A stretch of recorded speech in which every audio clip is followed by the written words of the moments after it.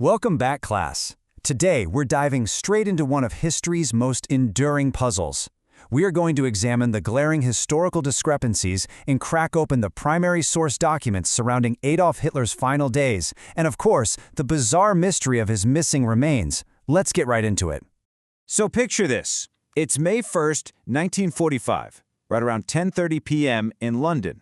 The BBC broadcast this exact message, which was basically just echoing a German radio announcement. But as historians, we've got to look right through this. We have to recognize that these initial reports, they contained a highly calculated state lie. Just look at the stark contrast here between the official narrative fed to the public and the actual historical truth. German radio was boldly claiming he died a hero's death, fighting the Bolsheviks in battle. But the reality, a truth we've pieced together from extensive post-war research and gripping eyewitness depositions, is that he actually committed suicide in his bunker. Quite the difference, right? Here is our syllabus for today's explainer. We'll be moving chronologically, starting with the May 1st broadcast, then examining the eyewitnesses in the bunker, mapping out those chaotic final hours, and finally, diving into the mystery of the missing remains. Section 1, the May 1st broadcast. We're going to kick off our investigation right here, looking at the immediate aftermath of that broadcast and the wildly contradictory claims that followed. The geopolitical confusion kicked off almost immediately, and believe it or not, it persisted for decades. Back in 1945, we get that initial false claim of death in battle, but look at this massive jump in the timeline. It wasn't until 1993, literally 48 years later, that Russian authorities suddenly stepped up, claiming they actually possessed his remains. They even went so far as to display a skull fragment at a Moscow exhibition in the year 2000. Wild, isn't it? But hold on, because prominent German historians, like Werner Maser, categorically dismissed these Soviet claims.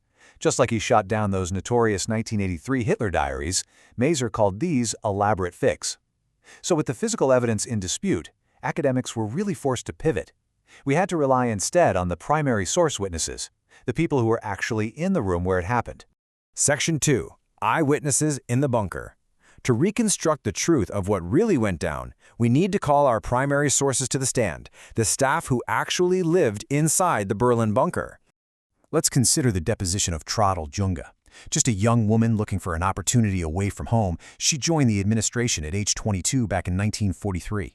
Against all odds, she eventually became Hitler's personal secretary. And let me tell you, her duties were remarkably surreal, especially for a falling empire. Deep inside that concrete bunker, she was tasked with reading his personal letters and typing out direct replies. She was even instructed to answer fan mail from apolitical young women. Why? Literally just to help the dictator relax while his entire regime collapsed around him. It's almost hard to wrap your head around. Young noted that by April 22nd, with absolute defeat looming, Hitler actually told his staff they should get out of Berlin. But Eva Braun? She explicitly refused. She essentially sealed her own fate right then and there, famously stating, "No, you know I will never leave you, I will stay." In these intensely paranoid final days, Hitler claimed the only living things he could still trust were Eva and his dog Blondie. I mean, his paranoia was so absolute that he straight up refused to believe the cyanide capsules he'd been given were genuine. His twisted solution? He tested them on the poor animal first. The dog died before he did. Section 3. The Final Hours.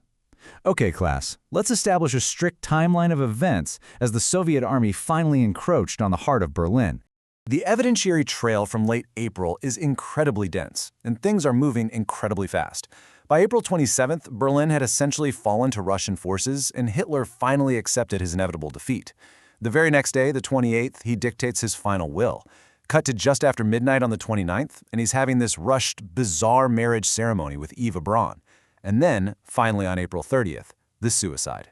This brings us to our second primary source, telephone operator Rokas Mish. He witnessed the grim immediate aftermath on the morning of April 30th. Mish distinctly recalled seeing Hitler with his head resting on the table, and Eva Braun next to him with her knees pulled up, wearing a dark blue dress. Mish meticulously recounts how that entire morning unfolded. It started with a secretary yelling out that she heard a gunshot. Martin Bormann orders everyone to hush, speak quietly, and then orders the doors to be opened. After Mish saw the bodies, Otto Gunsche and a few others literally carried them outside. But Mish, he refused to watch the burning. He actually fled the bunker because he was absolutely terrified that being a witness to this would end up costing him his own life. So this brings us to a crucial Socratic pivot in our investigation. I want you to really stop and think about this for a second. Once those bodies were taken upstairs to be burned, where exactly did the evidentiary trail go? Section 4. The Missing Remains. Let's conclude today's explainer by examining exactly what happened next. Enter British officer Hugh Lungi. He walked into that bunker shortly after the official May 7th surrender, making him likely the very first non-Russian to do so. And what does he find? A mysterious pile of ashes just 10 yards from the entrance. When he asked a nearby guard what books they'd burned there, the guard nonchalantly replied, "No, that's Hitler." Now the Soviets? They never officially confirmed Lungi's discovery. Instead, they deliberately obfuscated the location of the remains. And their primary motive was simply fear. They were terrified that if the exact location was made public, it could easily become a twisted shrine for future fascist or neo-Nazi movements across Germany and Europe. Declassified intelligence documents point to a genuinely bizarre multi-decade journey for those ashes. First, they were allegedly burned and buried right outside the Berlin bunker. Then, they were secretly dug up, moved, and buried again in a Soviet-occupied region of East Germany. And if that wasn't enough, in the 1970s, under direct orders from top Soviet leadership, they were dug up one last time and completely burned again. As we wrap up today's analysis, I want to leave you with this thought. How does the decades-long suppression of a simple pile of ashes demonstrate the profound power that victors hold over history itself? I mean, why maintain such absolute, paranoid secrecy for so long? Keep questioning the primary sources, class, and always keep questioning the history you're given. Until our next lecture, thanks for joining me.